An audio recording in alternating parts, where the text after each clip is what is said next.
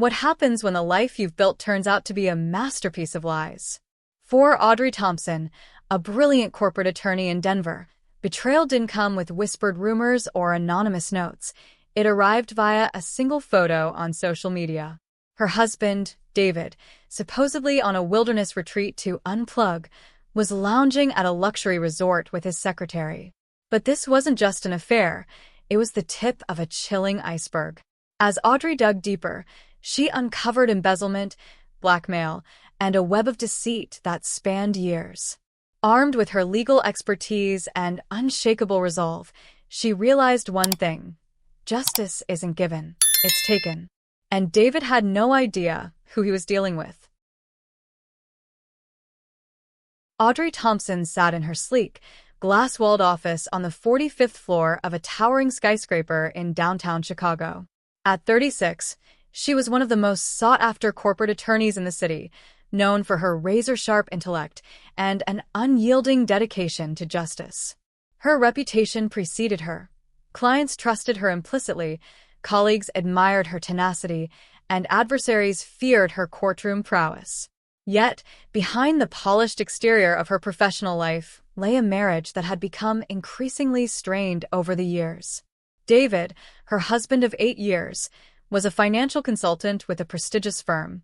To the outside world, their relationship seemed idyllic, a power couple navigating the demands of high-stakes careers while maintaining a picture-perfect home life.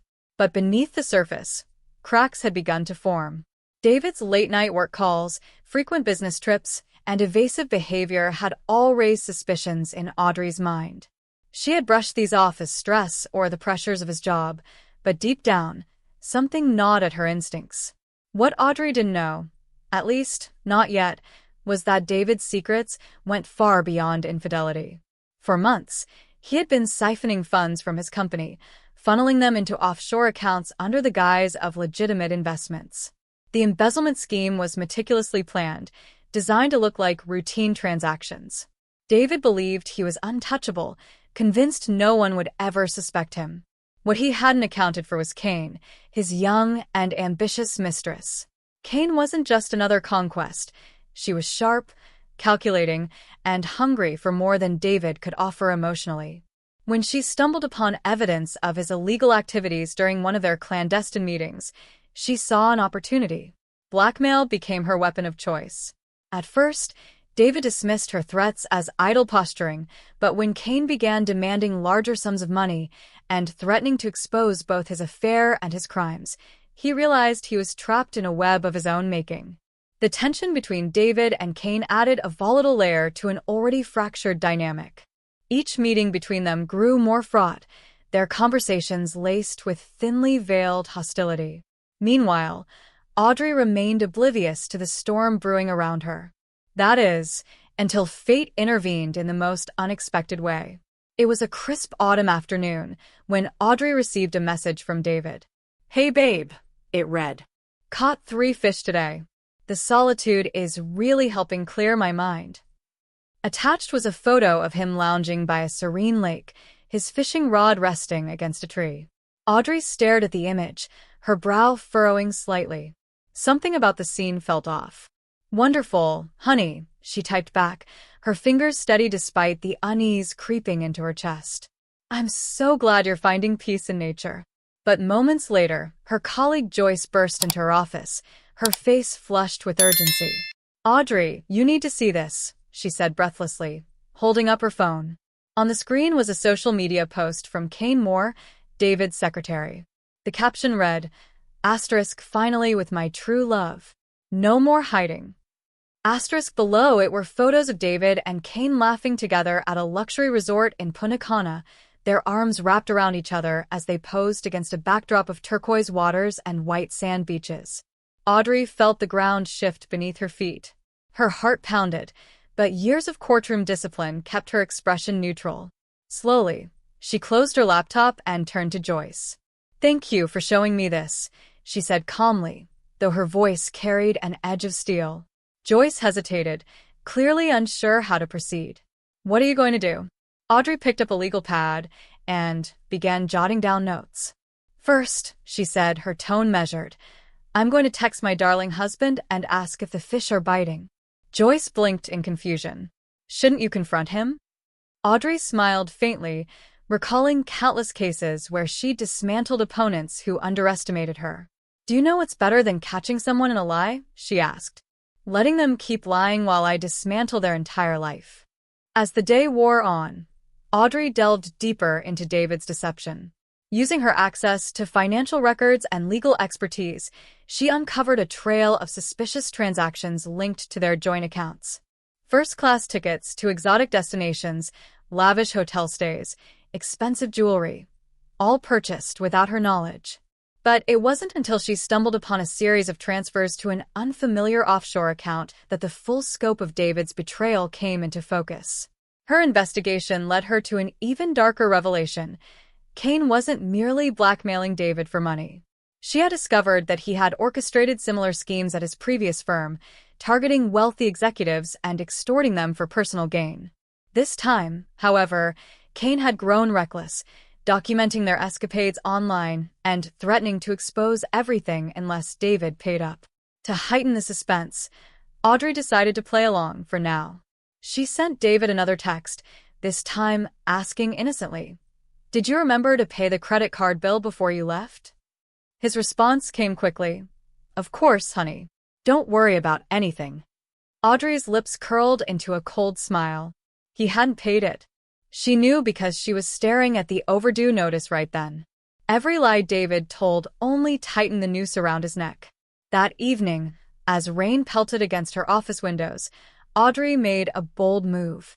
She called the manager of Herman Credit Union, where she and David held their joint accounts. Within hours, she had frozen all assets and transferred her personal funds to a secure account. Then, she contacted David's firm's HR department, forwarding them a carefully curated selection of Cain's incriminating social media posts. By morning, the dominoes were beginning to fall. David's boss, Derek Morrison, called her directly. "Lyanna," he said gravely, "we have a problem. Those photos triggered an internal audit. It's bad. Criminal charges bad." Audrey absorbed the information with steely resolve. "Good," she replied. "Then we'll handle it accordingly." That evening, as rain lashed against her windows, Audrey sat alone in her dimly lit living room, staring at a photo of her and David taken during happier times. It struck her then, not bitterly but matter-of-factly, that betrayal didn't happen overnight. It was built brick by brick, lie by lie, until the structure collapsed under its own weight. And collapse it would. Tomorrow, she would deliver the final blow. She picked up her phone and sent David a single text, "We need to talk. Meet me at the house tomorrow at noon." His reply came instantly, "Can't wait to see you, babe." Audrey's lips curled into a cold smile. Oh, he had no idea. At exactly noon the next day, David arrived at the house carrying a bouquet of roses.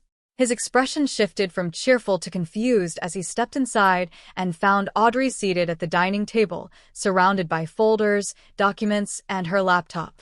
"What's all this?" he asked cautiously.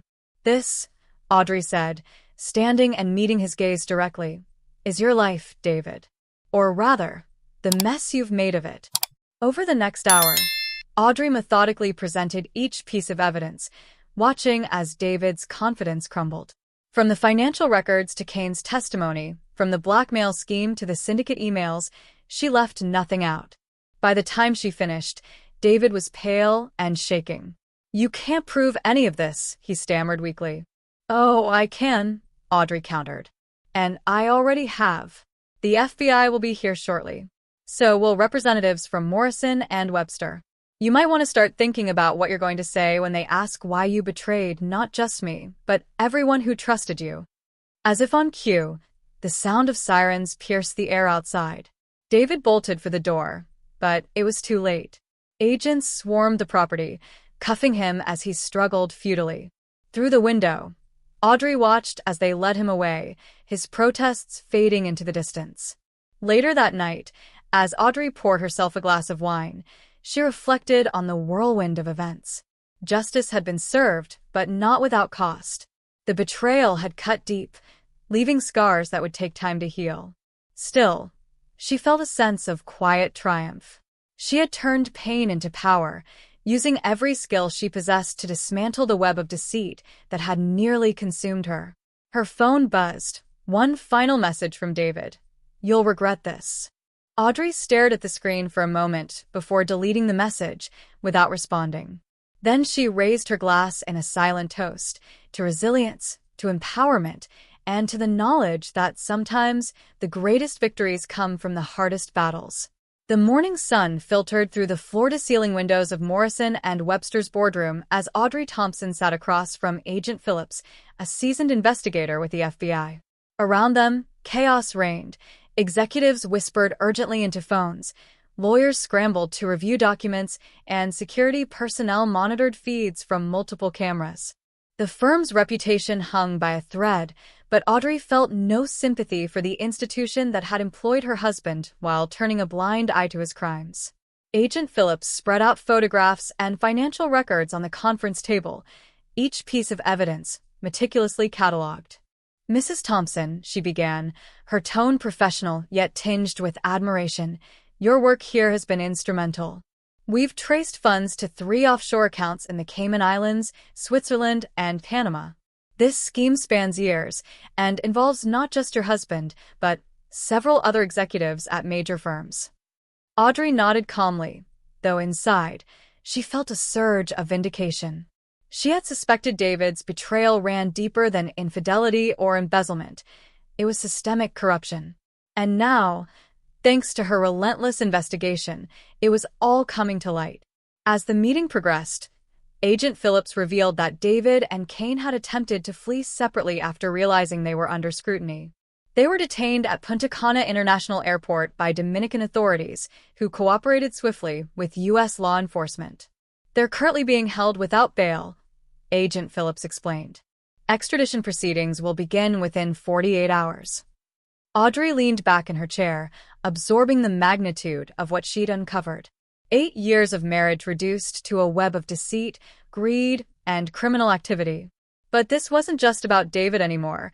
It was about dismantling an entire network of fraudsters preying on unsuspecting victims. Later that evening, as Audrey sat alone in her newly secured home office, her phone buzzed incessantly.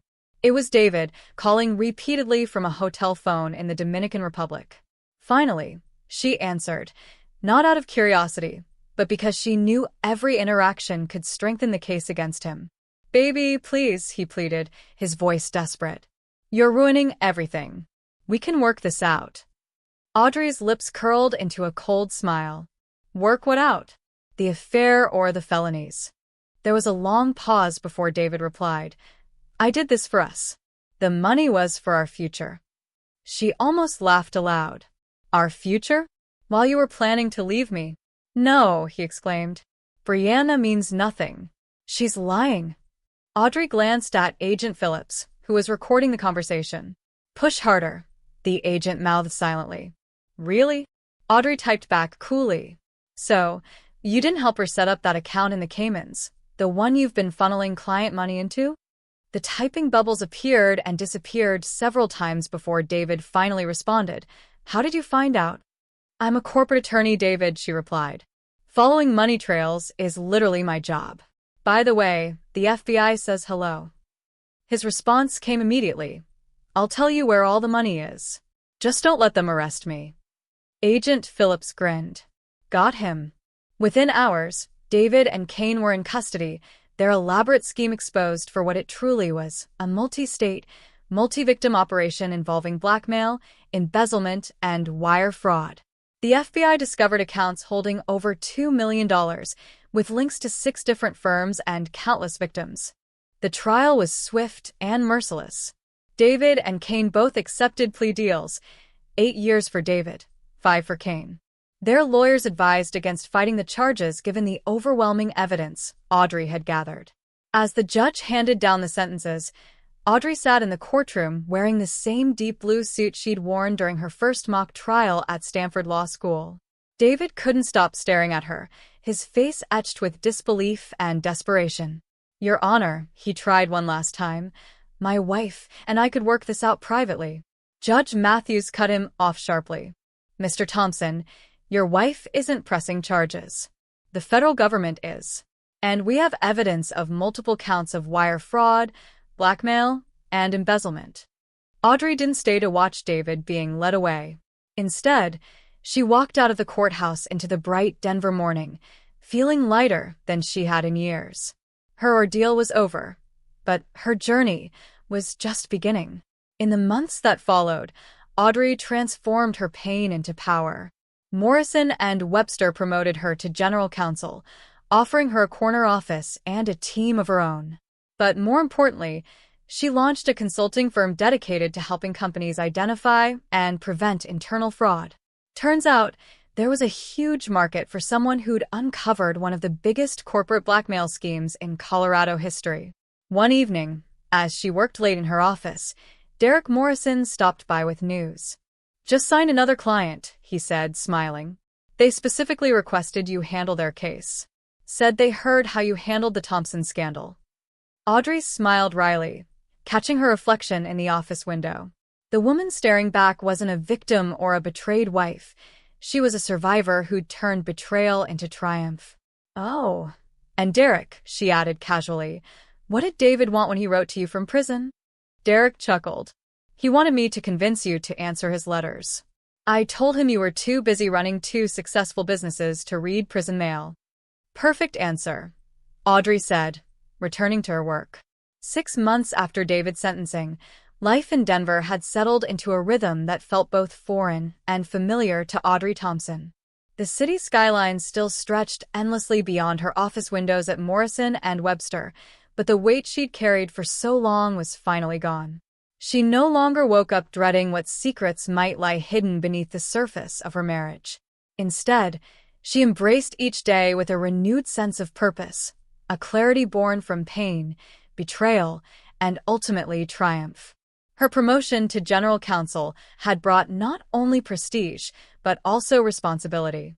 Audrey now led a team of 10 attorneys tasked with ensuring the firm adhered to its own ethical standards, a role she approached with unrelenting rigor. Yet it was her side project, the consulting firm, that truly ignited her passion. Every client who walked through those doors reminded her why she'd fought so hard, to ensure others wouldn't fall victim to schemes like David's. Her reputation as someone who could dismantle fraud networks grew rapidly, attracting clients across industries and even state lines. But success wasn't just about professional accolades. It was about reclaiming herself, her identity outside of being David's wife. For years, she'd allowed parts of her personality to dim under the shadow of their shared ambitions. Now, she rediscovered hobbies she'd abandoned during law school, took weekend trips to mountain towns she'd never visited, and surrounded herself with people who valued her for who she truly was. One evening, as Audrey worked late in her corner office overlooking downtown Denver, an unexpected visitor arrived. Derek Morrison stood in the doorway, holding 2 glasses of champagne. "Thought you could use a break," he said, setting one glass on her desk. Audrey raised an eyebrow. "What's this for?" "You tell me," Derek replied, gesturing toward the stack of congratulatory emails on her computer screen. Earlier that day, news outlets had reported how Audrey's consulting firm uncovered yet another multi-million-dollar embezzlement scheme, one involving executives at 3 major corporations. She shook her head modestly. "It's just doing my job." "Doing your job exceptionally well," Derek corrected. "You've turned something terrible into something incredible. Not many people can say that." As they toasted, Audrey glanced out the window at the bustling streets below. She thought about all the sleepless nights spent unraveling David's lies, the moments when she doubted whether justice would prevail. But here she was not just surviving but thriving. Still, there was one chapter left unfinished. The following weekend, Audrey drove to the outskirts of Boulder, where she had purchased a small cabin nestled among pine trees and rocky cliffs. It wasn't luxurious by any means, but it symbolized everything she wanted moving forward: simplicity, solitude, and freedom. As she unpacked boxes filled with books, photographs, and mementos from her childhood, she paused to examine a framed picture of herself and David taken shortly after they graduated from Stanford Law School. They looked happy then, or at least they appeared to be. Audrey stared at the photo for a moment before placing it face down on the kitchen counter. She didn't need reminders of what once was. Instead, she chose to focus on what lay ahead. Later that afternoon, as sunlight streamed through the living room windows, Audrey lit a small fire in the hearth and sat cross-legged on the floor. In front of her lay a shoebox containing letters David had sent from prison, all unopened. She hesitated briefly before tossing them into the flames, watching as they curled and blackened until nothing remained. This act wasn't about anger or vengeance, it was closure. Letting go of the past meant acknowledging its impact without letting it define her future. A few days later, while preparing for a presentation at a cybersecurity conference in San Francisco, Audrey received an email marked urgent from Agent Phillips. Attached were documents detailing a new development in David's case. Apparently, the crime syndicate David had been laundering money for had grown suspicious of his double cross. They demanded repayment or else. Audrey read the message twice, her pulse quickening. While she no longer feared David himself, the idea that his actions might still pose a threat unsettled her. Without hesitation, she forwarded the email to Agent Phillips along with a note. *, keep me updated. If necessary, I'll testify again. *. Within hours, federal agents moved swiftly to neutralize the situation. Surveillance teams monitored known associates of the syndicate, while undercover operatives infiltrated their operations. Meanwhile, Audrey continued preparing for her conference, channeling her anxiety into productivity. On the morning of her keynote speech, she stood backstage, reviewing her notes. The topic? Fraud prevention in the digital age. As she waited for her introduction, she reflected on how far she'd come, from a betrayed spouse to a trusted expert whose insights could protect countless others. When she stepped onto the stage, applause erupted throughout the auditorium. Hundreds of attendees rose to their feet, many holding copies of articles detailing her work. Audrey smiled faintly, feeling a mix of pride and humility. For years, she began, her voice steady and commanding, I believed justice was something handed down by institutions. But I learned differently and painfully that justice is something we must fight for ourselves. Betrayal taught me resilience. Deception taught me vigilance. And corruption taught me accountability. The audience listened intently as she outlined strategies for identifying and combating internal fraud. By the end of her speech, dozens of attendees lined up to ask questions or request consultations. Among them was Lucy, Brianna's former roommate, who offered a shy smile. I never got to thank you properly, Lucy said. If it weren't for you, I don't know what would have happened to Brianna or me. Audrey nodded graciously. Thank you for trusting me enough to share what you knew. That's what made all the difference. Weeks later, as autumn painted Colorado's landscape in hues of gold and crimson, Audrey returned to her cabin for a quiet weekend alone. Sitting on the porch with a cup of tea, she opened a letter from the FBI confirming the dismantling of the syndicate tied to David's crimes. Their leader had been arrested, and several members were cooperating with authorities. For the first time in years, Audrey felt truly at peace. She had faced betrayal, exposed corruption, and rebuilt her life, not because she sought revenge, but because she believed in justice. That night, as stars dotted the clear mountain sky, she wrote in her journal, Betrayal doesn't destroy us unless we let it. Courage transforms pain into power. Determination turns loss into opportunity. Today, I choose to embrace the person I've become, not despite what happened, but because of it. And as she closed the journal, she realized something profound. The scars of her past weren't marks of weakness. They were badges of strength. With a final glance at the horizon, Audrey whispered softly, almost to herself, Here's to tomorrow. Then she stepped inside, ready to face whatever came next. Love stories of resilience and justice? If you enjoyed this tale of betrayal turned into triumph, don't forget to like, share, and subscribe for more gripping narratives. Hit that notification bell so you never miss an update, and let us know in the comments, what would you have done in Audrey's shoes? Your thoughts might just inspire our next story.